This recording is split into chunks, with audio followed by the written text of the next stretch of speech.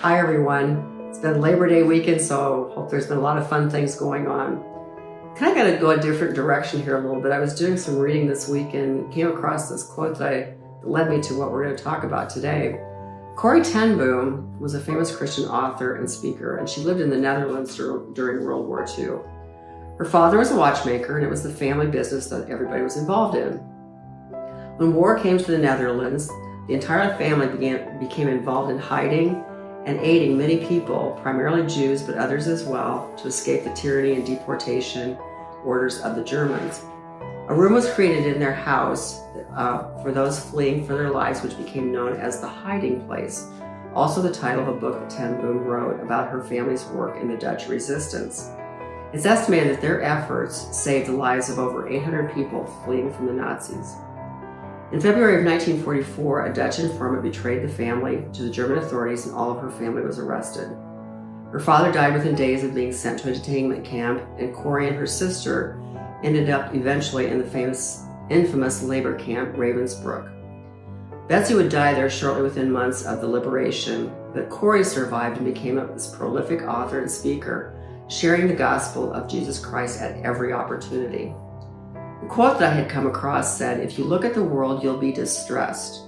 If you look within, you'll be depressed. If you look at God, you'll be at rest." Corrie was raised in a loving, stable Christian family. As war came to their country, she undoubtedly saw what was happening, going on around them, and was greatly distressed at the way the Jewish people and other minorities were being treated and singled out, placing them in such danger.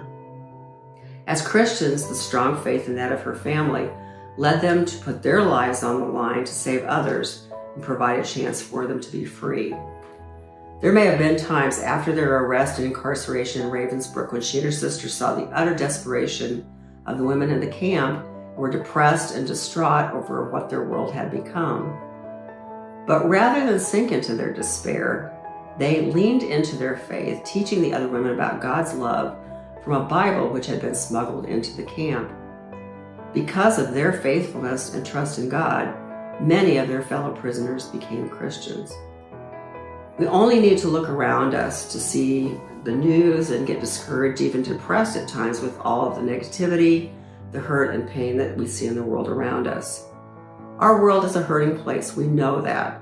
But if we give ourselves over to despair and depression about how bad the world seems to be, we're not allowing God to shine His light and show us a better way. Loving and trusting God doesn't mean things suddenly get better and all is well, but God gives us the hope of something far better than this world has to offer. The joy in our hearts knowing how much He loves us and cares for us.